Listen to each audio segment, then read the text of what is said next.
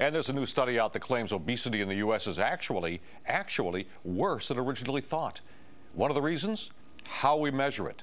The paper claims the body mass index, otherwise known as BMI, is completely out of date. Here to talk about that is Dr. Eric Braverman. He is the co-author of the study and the founder of Path Medical Center here in Manhattan. And he's also the author of the New York Times bestseller, Younger, Thinner You Diet. Dr. Braverman, welcome.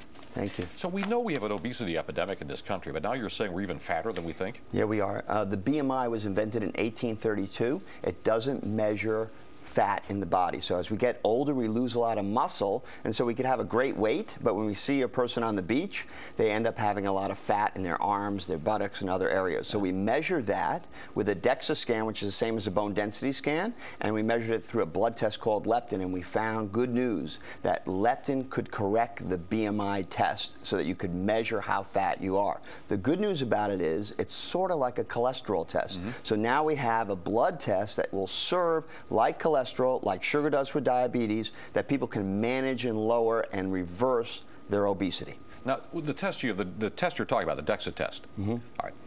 That tells you not just how much fat you've got, but exactly where the fat is. And is that important? It is amazing. It does, because abdominal fat and pear fat lead to more heart disease and cancer.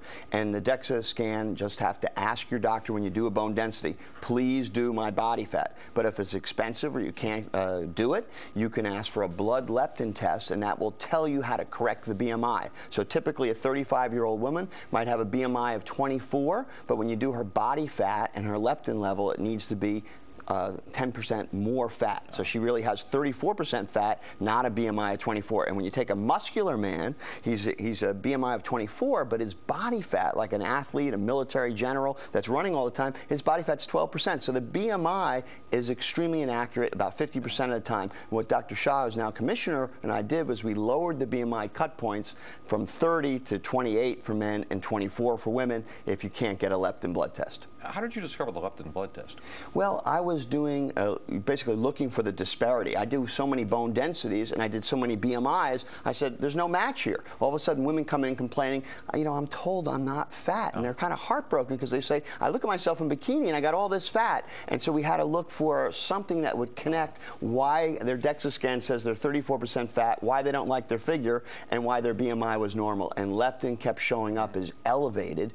And so Dr. Volkow at the National Institute of Drug Abuse found that dopamine drops, other chemicals, and leptin rises, and this is kind of an obesity addiction cycle that women get into. So quickly, you know, when you find out, you got the data, you find out, yes, you are fat, you need to lose weight. How do you then change behavior so you do lose the weight? Well, there's many levels. Obesity has stages. So the first stage, you might be able to correct it with teas instead of sweets, you know, fiber instead of white flour, seasonings and basically spices instead of salt, and fish instead of, you know, fatty foods. But as you get sicker from obesity, it gets harder, and you need to add sometimes diabetic medicine, other medication, weight loss medication. So the key with obesity, it turns out, just like with diabetes and cholesterol, is get it early and start treating it by lowering your leptin levels. All right, Dr. Braverman, thanks for coming in and sharing your wisdom. We appreciate it.